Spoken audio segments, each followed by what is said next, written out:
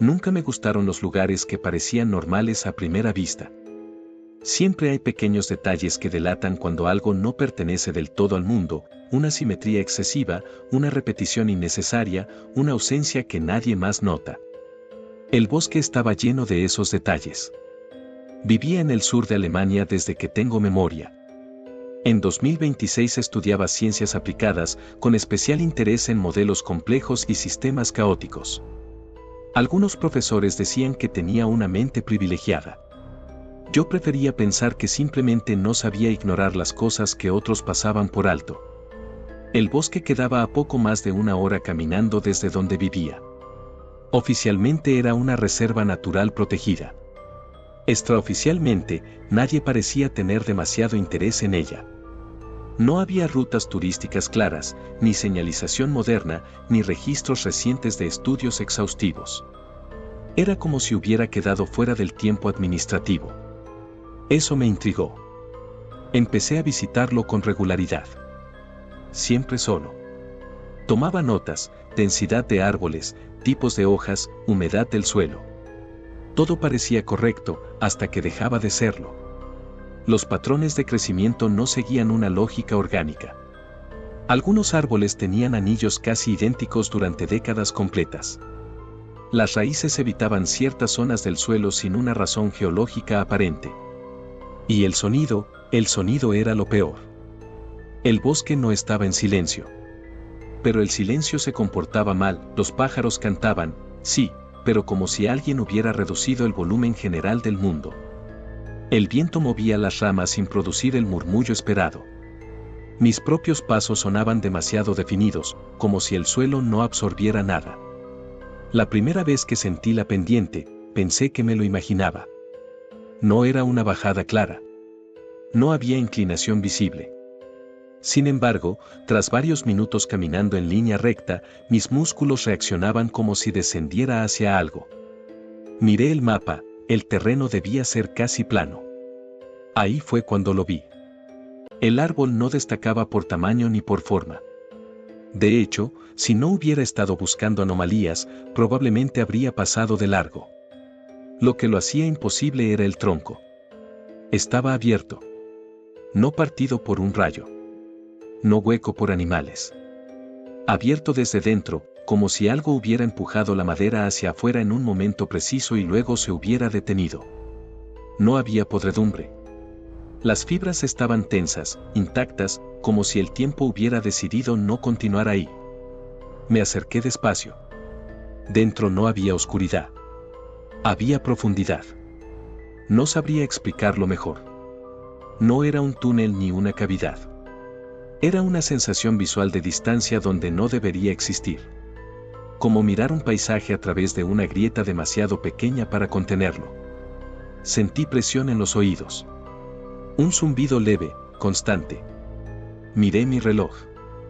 Era antiguo. Había pertenecido a mi abuelo. Siempre había funcionado mal, pero esa vez las agujas giraban en sentido contrario. No rápido. Con calma. Como si estuvieran corrigiendo algo. Pensé en dar media vuelta. No lo hice. Metí la mano en el interior del árbol. No sentí dolor ni resistencia. Tampoco frío o calor.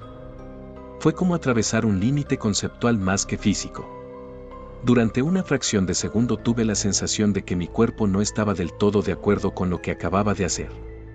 Y luego, el bosque continuó. Seguía allí. Mismos árboles. Mismo olor a tierra húmeda. Pero algo era distinto. No de forma evidente. No al principio. Caminé unos metros. Miré atrás. El árbol seguía en su sitio, cerrado ahora, como si nunca hubiera estado abierto.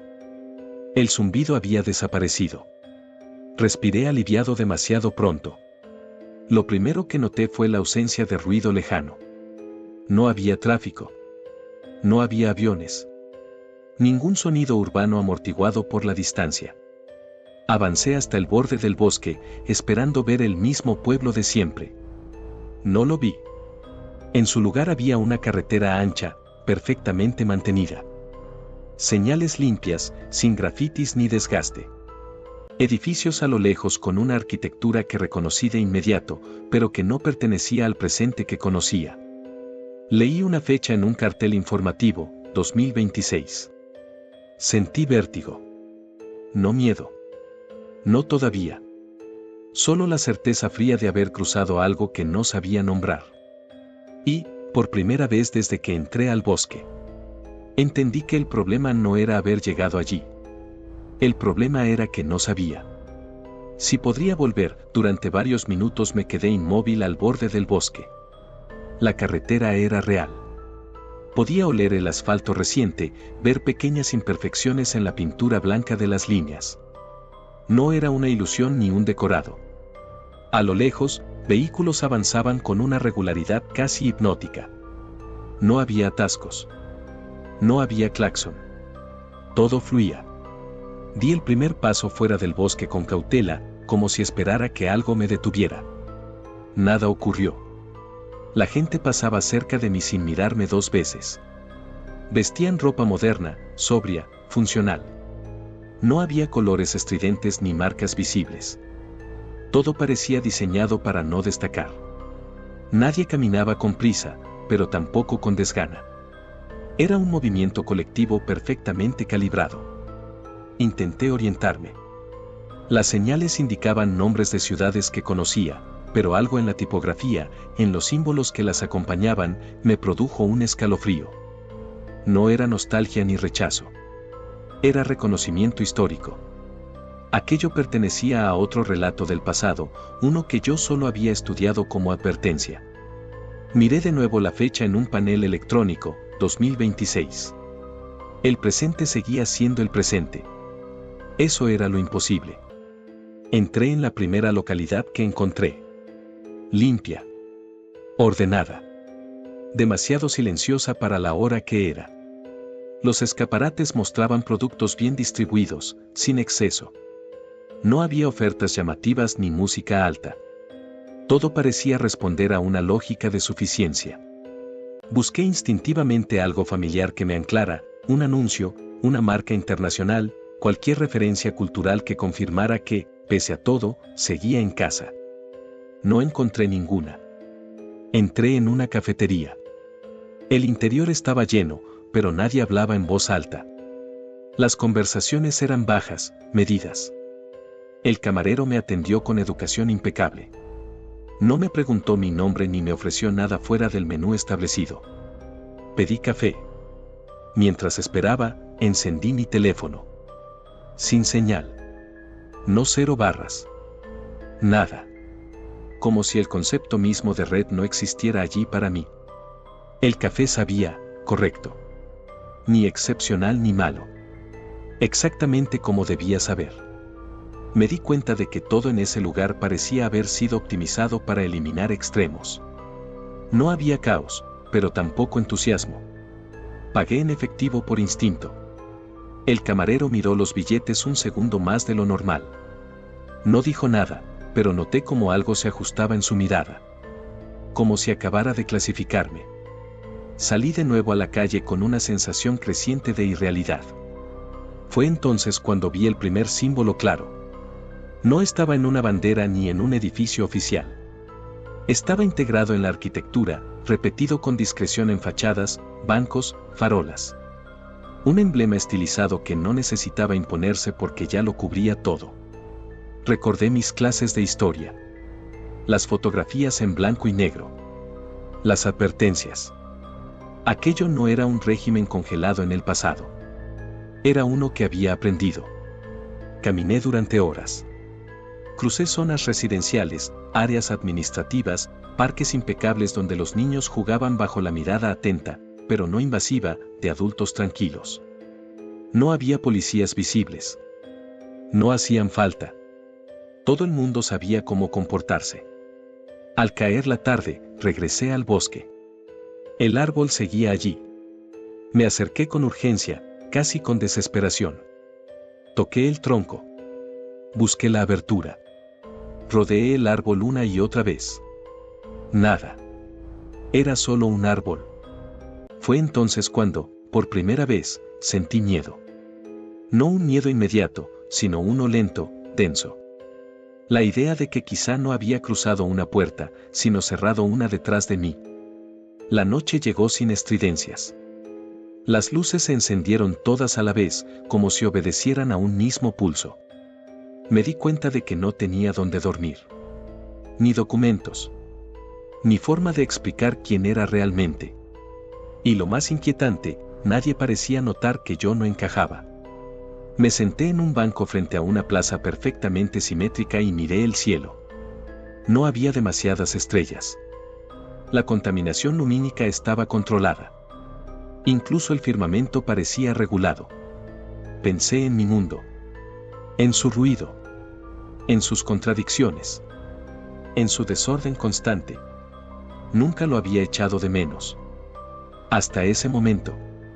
Cuando finalmente me levanté para buscar un lugar donde pasar la noche, supe una cosa con absoluta claridad. No estaba en una versión peor del mundo. Estaba en una versión que había decidido no dejar espacio para el error. Y yo era un error caminando en pleno centro de ella. La primera noche no dormí. No porque no tuviera dónde hacerlo, sino porque el cansancio no lograba imponerse a la vigilancia interior constante. Terminé en un alojamiento público, uno de esos edificios de uso transitorio pensados para personas en desplazamiento laboral. Nadie me pidió documentos. Bastó con responder a unas preguntas básicas en un terminal silencioso. El sistema asignó una habitación. No preguntó de dónde venía. Preguntó para qué iba a ser útil. Aquello me inquietó más que cualquier interrogatorio. La habitación era funcional, limpia, impersonal. Sin cuadros. Sin objetos innecesarios. Incluso el reloj de la pared marcaba el tiempo con una precisión casi ofensiva. Dejé mi reloj antiguo sobre la mesa. Las agujas se habían detenido. Por primera vez desde que crucé el bosque, pensé seriamente que quizá no volvería. A la mañana siguiente, el sistema volvió a activarse. Una notificación suave, casi respetuosa, me indicaba que debía presentarme en una oficina de registro cívico. No era una orden. Era una recomendación inevitable. La oficina estaba llena de personas como yo, y, al mismo tiempo, de nadie como yo. Gente que había cambiado de ciudad. De sector laboral. De función. Todos parecían saber exactamente qué decir, qué responder, qué esperar. Yo improvisaba. Las preguntas eran simples: conocimientos, capacidades, áreas de interés. No preguntaban por opiniones. No preguntaban por ideología. No hacía falta. Respondí con la verdad. Siempre lo hago. Cuando terminé, la persona al otro lado del escritorio levantó la vista por primera vez. Su perfil es atípico, dijo sin juicio. Pero no incompatible. No supe si eso era una buena noticia. Me asignaron tareas analíticas en un centro de datos. Nada sensible, nada visible. Clasificación de modelos, optimización de procesos. El trabajo me resultó inquietantemente fácil. El sistema estaba bien diseñado. Demasiado. Con el paso de los días, empecé a notar cosas pequeñas. Personas que repetían frases idénticas en contextos distintos. Decisiones colectivas que parecían tomarse sin discusión previa. Cambios urbanos que ocurrían de la noche a la mañana, como si siempre hubieran estado ahí. No era una dictadura ruidosa. Era una coreografía. Nadie hablaba del pasado en términos emocionales. La historia se enseñaba como una sucesión lógica de mejoras. El conflicto del siglo XX aparecía como una etapa superada gracias a una dirección firme tomada en el momento adecuado. El líder de aquel momento no era venerado. Era, asumido. Una figura fundacional, mencionada con respeto distante.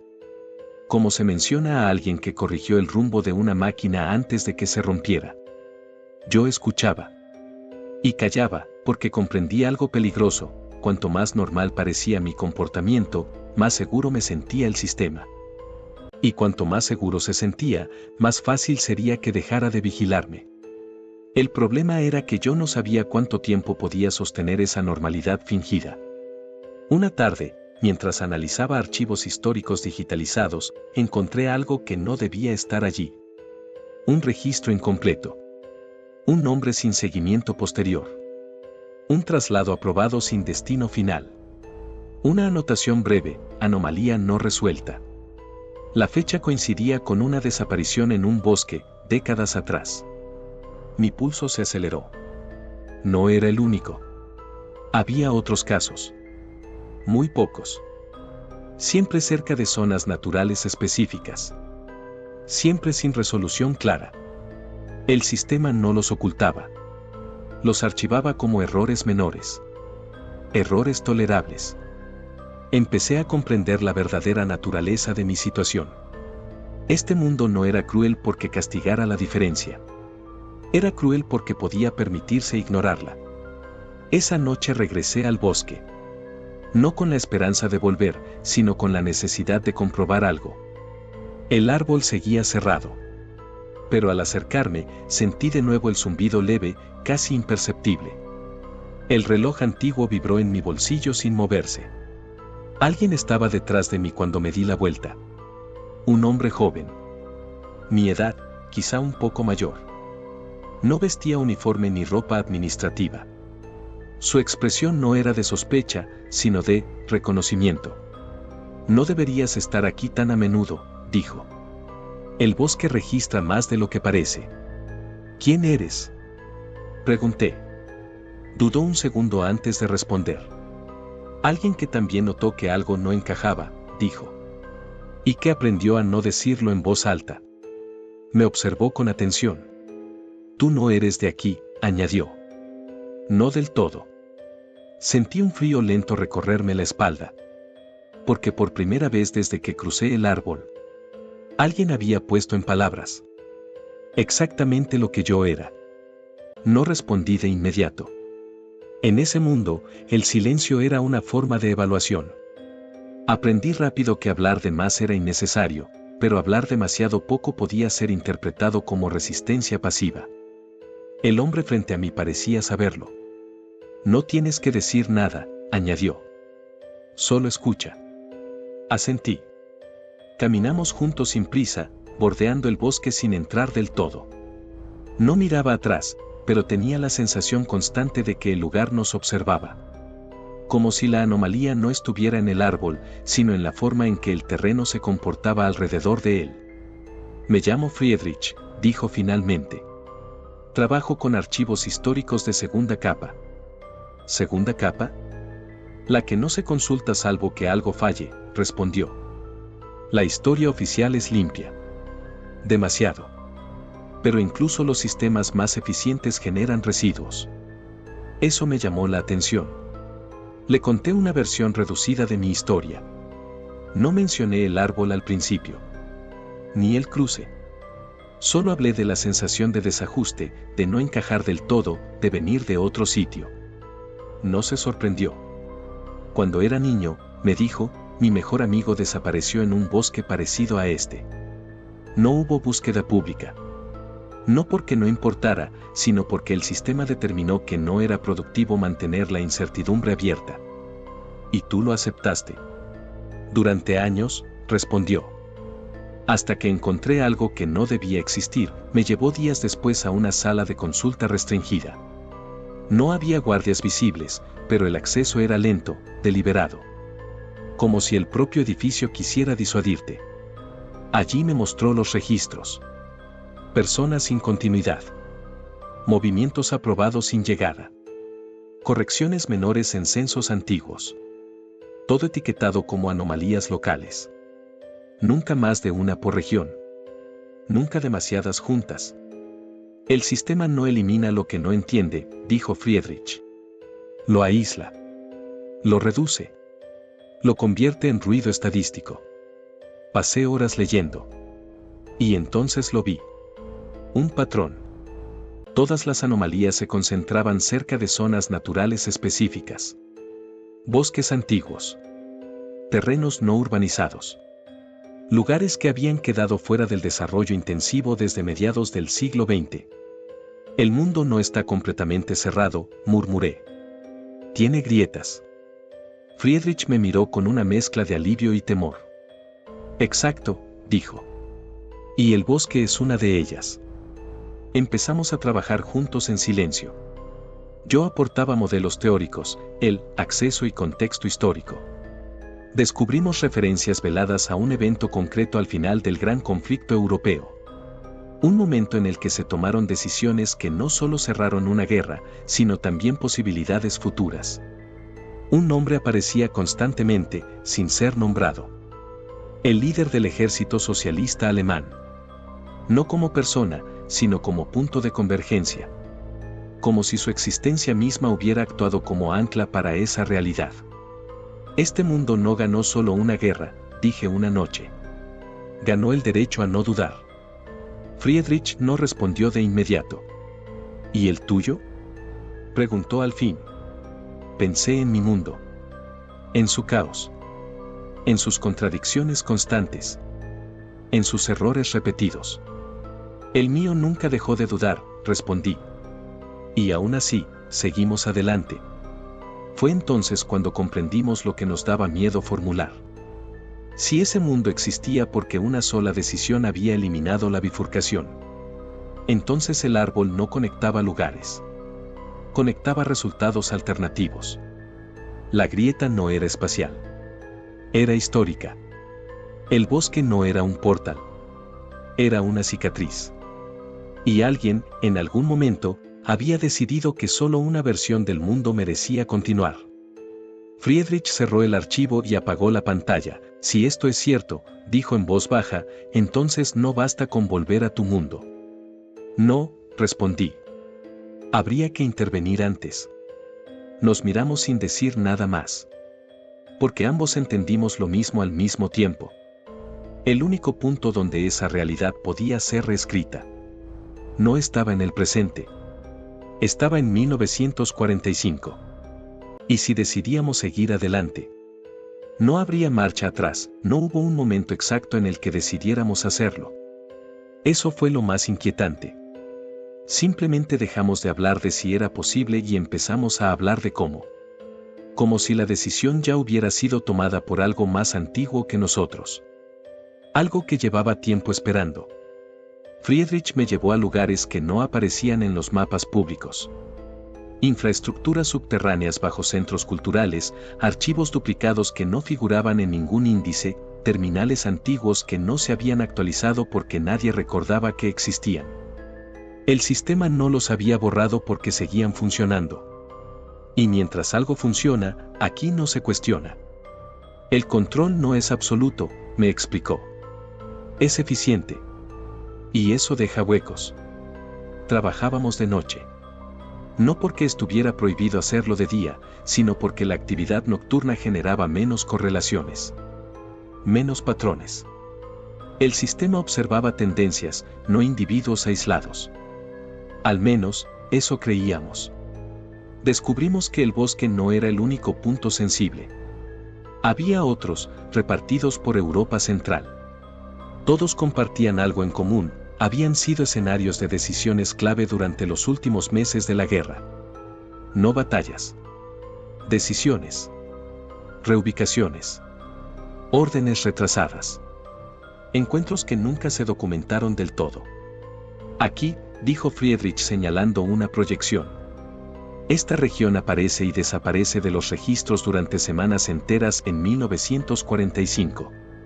Como si el tiempo hubiera dudado, respondí. El modelo empezó a tomar forma en mi cabeza. No era un túnel temporal. Era una superposición.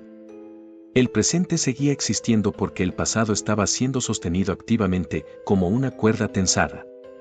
Si tocábamos el punto correcto, la tensión podía redistribuirse. O romperse. El sistema empezó a notarnos. No de forma directa. No con alarmas ni interrogatorios. Eran cosas pequeñas. Cambios en los horarios. Reasignaciones leves. Preguntas administrativas que no llevaban a nada concreto. El tipo de fricción diseñada para cansarte, no para detenerte. Nos están evaluando, le dije una noche. Friedrich asintió. Aún no saben qué somos, respondió. pero saben que no encajamos del todo. Fue entonces cuando apareció el archivo imposible. No estaba en los servidores históricos, ni en los redundantes. Apareció en una copia local que ninguno de los dos recordaba haber creado. Un fragmento de video deteriorado. Sin fecha clara. Sin procedencia. Lo reproducimos en silencio. Mostraba una habitación austera. Un hombre de espaldas, rígido, hablando con alguien fuera de plano. Su voz era firme, controlada, casi tranquila. No gritaba. No necesitaba hacerlo. Cada palabra parecía asumida como verdad antes de ser pronunciada. No hacía falta decir su nombre. Ese es el punto, murmuró Friedrich. Ahí se ancla todo. El video se interrumpía justo cuando el hombre giraba levemente la cabeza. Nunca llegábamos a ver su rostro. Si intervenimos ahí, empecé. El sistema no podrá compensarlo, terminó Friedrich. Nos quedamos en silencio largo rato. Hay algo más, dijo finalmente. El acceso no es simétrico. Explícate. Si entramos juntos, respondió, no saldremos juntos. Eso lo cambió todo. El modelo lo confirmaba, la corrección de una bifurcación tan profunda requería fuerzas opuestas. Dos observadores. Dos decisiones incompatibles sostenidas al mismo tiempo. Uno debía asegurar la continuidad. El otro, la ruptura. Uno de nosotros tendrá que quedarse, dije. O desaparecer, añadió Friedrich. No hubo dramatismo. Solo una aceptación pesada, incómoda. Si no lo hacemos, continué, este mundo seguirá existiendo tal como es.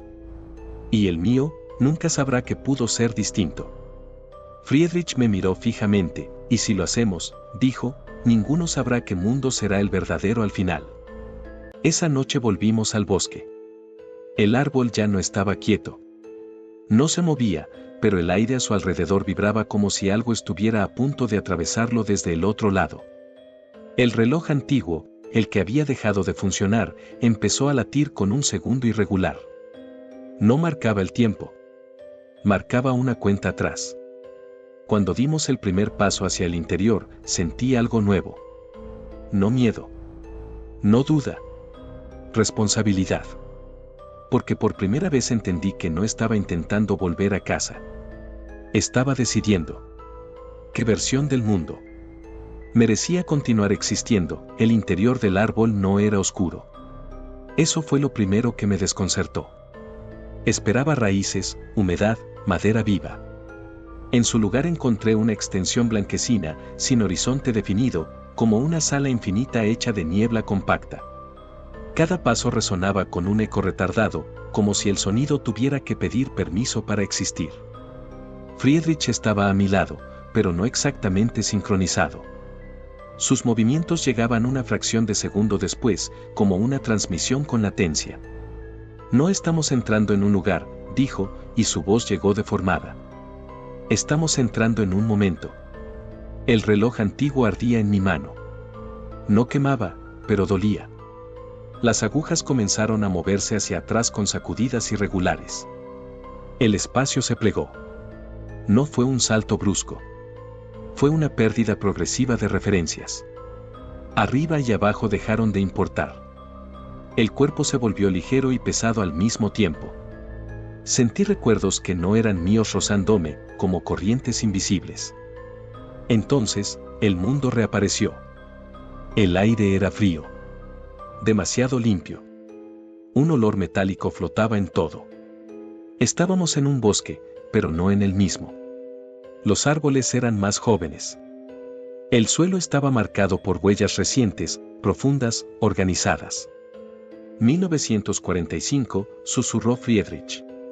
A lo lejos, se oían motores, nos ocultamos entre la vegetación. No tardamos en verlos, vehículos militares avanzando por un camino improvisado. No había caos en sus movimientos. No había retirada desesperada. Todo funcionaba con una precisión tensa, como si el conflicto estuviera llegando a su conclusión natural, no forzada.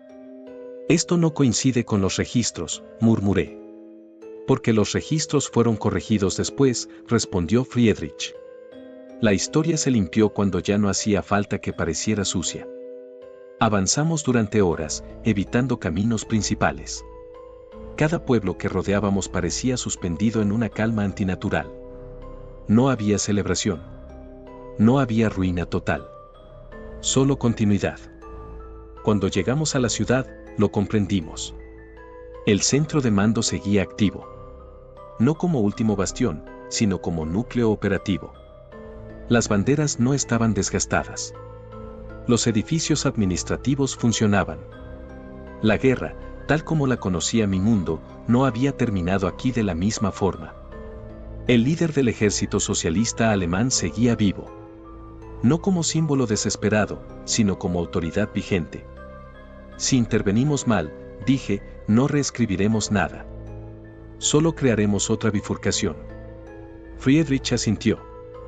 Por eso no podemos actuar juntos, respondió. El sistema necesita contradicción. Nos refugiamos en una estructura semiderruida cercana al complejo. Desde allí observamos movimientos, rutinas, patrones. Todo estaba diseñado para durar. Fue entonces cuando el reloj se detuvo por completo. Un silencio denso nos envolvió. No se oían motores. No se oían pasos.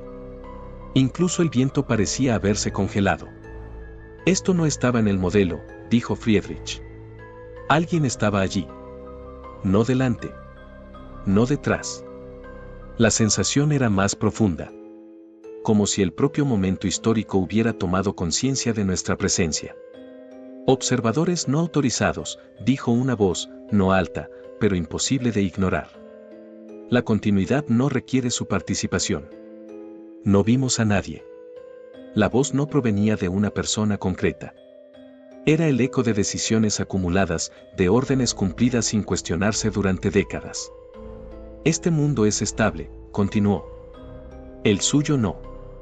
Sentí un peso aplastante en el pecho. La tentación fue real. Dejarlo todo como estaba. Permitir que la realidad más eficiente sobreviviera. Friedrich dio un paso al frente. La estabilidad no es verdad, dijo. Solo es silencio prolongado. El tiempo volvió a moverse de golpe. Sirenas. Voces. El complejo entró en actividad. Nos habían detectado. Se acabó el margen, dije. Friedrich me miró por última vez como compañero, no como cómplice. Recuerda el plan, dijo. Pase lo que pase, no dudes. Nos separamos entre la multitud que comenzaba a formarse. Dos direcciones opuestas. Dos decisiones incompatibles. Un solo punto de anclaje. Y mientras corría, con el corazón desbocado, comprendí algo aterrador. El pasado. No quería ser cambiado. Y estaba dispuesto. A defenderse, correr no servía para escapar. Lo entendí demasiado tarde. La ciudad no reaccionaba como un lugar bajo amenaza, sino como un organismo que detecta una anomalía interna. Las calles se reordenaban sin moverse. Los flujos humanos cambiaban con una naturalidad escalofriante. No había pánico. Solo corrección. Me mezclé con un grupo de trabajadores que avanzaban hacia una fábrica cercana al complejo central. Nadie hablaba. Nadie miraba alrededor. Todos parecían conocer su destino inmediato sin necesidad de instrucciones. Yo no. Cada paso que daba sentía el tirón invisible del reloj en mi bolsillo. No avanzaba el tiempo. Se tensaba. Entré al edificio con ellos. Nadie me detuvo. Nadie me preguntó nada. El sistema no necesitaba confirmar mi identidad. Ya había decidido que yo estaba allí por alguna razón funcional. Eso era peor. En el interior, máquinas enormes operaban con una eficiencia casi elegante. No fabricaban armas. Fabricaban infraestructura. El verdadero poder nunca se muestra armado. Me oculté entre pasillos hasta encontrar una sala elevada con vista al complejo principal. Desde allí lo vi. No al hombre como individuo. Al nodo. Una figura rodeada de asesores, mapas y transmisiones constantes. No gritaba órdenes. Las aprobaba. Su sola presencia parecía reducir la fricción del entorno. Todo encajaba mejor a su alrededor. Comprendí por qué el sistema lo protegía incluso décadas después. No era un tirano. Era una solución. El reloj vibró con fuerza. Entonces lo supe, mi papel no era intervenir directamente. No todavía. Mi función era asegurar la continuidad. Mantenerlo con vida en ese punto exacto. Garantizar que la historia siguiera su curso, el de este mundo. Friedrich estaba en el otro extremo. Lo sentía sin verlo. Mientras yo observaba desde la altura, una alarma interna, más conceptual que sonora, recorría la ciudad. No era una persecución. Era una redistribución de probabilidades. El sistema estaba buscando la contradicción. En algún lugar, Friedrich estaba intentando lo contrario, introducir la duda. Un retraso. Una grieta mínima. Y el tiempo reaccionaba. El aire se volvió más denso. Las sombras parecían llegar tarde a los cuerpos que las proyectaban. Documentos se deslizaban de mesas como empujados por manos invisibles. El pasado estaba perdiendo sincronía. No lo hagas, murmuré, sin saber a quién me dirigía. Si Friedrich lograba su objetivo demasiado pronto, el colapso sería total. Mundos superpuestos sin resolución. Un ruido eterno. Pero si yo fallaba, no habría contradicción suficiente. Sentí algo romperse. No un objeto. Una certeza. El líder levantó la vista, de pronto inquieto, como si percibiera una ausencia futura. Por primera vez, dudó. Apenas un segundo. Pero fue real. Y el sistema reaccionó con violencia. Luces de emergencia. Puertas sellándose. Protocolos antiguos activándose. No contra un enemigo externo, sino contra la posibilidad misma de cambio. El reloj se detuvo otra vez.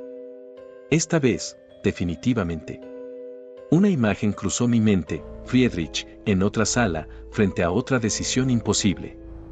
Dos voluntades humanas forzando un equilibrio que la historia nunca quiso permitir. Entonces comprendí el último elemento del plan. No bastaba con que uno protegiera y el otro destruyera. Uno de los dos tenía que convertirse en parte del pasado. No como viajero. Como elemento fijo. Alguien que nunca regresaría. Tragué saliva. Si yo asumía ese rol, Friedrich tendría una oportunidad de volver a su mundo. Si era él, yo despertaría en el mío con una ausencia imposible de explicar. El sistema ya estaba decidiendo por nosotros. Y el margen se reducía a segundos, no hubo una señal clara. Ninguna voz del sistema. Ninguna revelación grandilocuente. Solo una certeza silenciosa que se asentó en mi pecho con el peso de algo irreversible. El tiempo ya había elegido el lugar donde uno de nosotros debía quedarse. Y ese lugar era aquí. El complejo entró en una calma artificial. Las alarmas cesaron de golpe. Los pasillos dejaron de sellarse. Los trabajadores retomaron sus trayectorias como si nada hubiera ocurrido. El sistema había identificado la variable correcta. A mí. Sentí como la presión disminuía a mi alrededor. No porque hubiera ganado, sino porque había dejado de ser una anomalía activa. Mi presencia empezaba a encajar. Eso fue lo más aterrador. El reloj antiguo se abrió en dos sin romperse. La tapa cayó al suelo y dentro no había engranajes. Solo una superficie oscura, profunda, como un pozo sin fondo. Al mirarlo, vi imágenes que no eran recuerdos, decisiones futuras, correcciones mínimas, pequeños actos que asegurarían que aquel hombre siguiera vivo el tiempo suficiente. No como individuo. Como función histórica. Comprendí lo que el sistema esperaba de mí. Vigilar sin intervenir. Asegurar sin destacar. Estar presente en los momentos donde una mínima alteración podría cambiarlo todo y evitarla. Convertirme en un guardián invisible. El aire vibró de nuevo. Esta vez de forma distinta. Más inestable. Friedrich. Lo sentí como una punzada detrás de los ojos. El pasado empezaba a fracturarse donde él estaba. No de forma explosiva, sino sutil, retrasos, dudas, órdenes que no se daban a tiempo. La contradicción estaba funcionando. Pero el equilibrio exigía un precio. Me apoyé contra la pared y cerré los ojos. Si aceptaba, no habría regreso. Mi mundo se reconfiguraría sin mí. Mi nombre dejaría de existir en los registros modernos.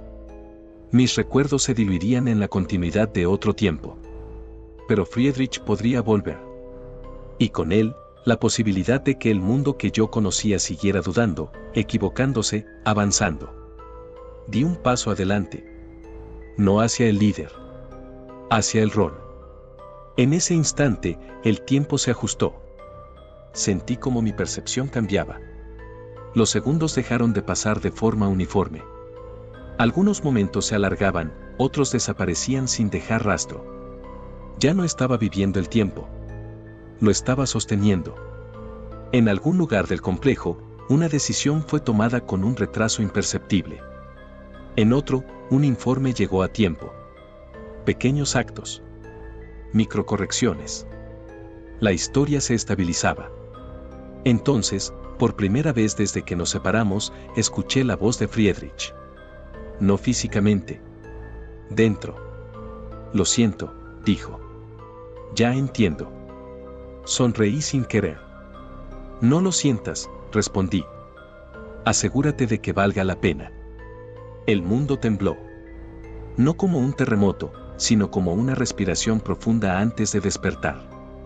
La superposición empezó a resolverse. Dos líneas temporales tirando una de otra, separándose con violencia contenida. Sentí como algo se desgarraba. No mi cuerpo. Mi posibilidad de volver. El reloj se cerró solo. Ya no vibraba. Ya no marcaba nada. Había cumplido su función. Mientras la realidad se replegaba, tuve un último pensamiento, claro y sereno. No todos los sacrificios dejan huella en la historia. Algunos solo permiten que la historia continúe. Desperté con la sensación de haber olvidado algo esencial. No un recuerdo concreto, sino la certeza de que había habido una ausencia importante en mi vida, y que el mundo había seguido adelante sin darle importancia. Estaba en mi habitación.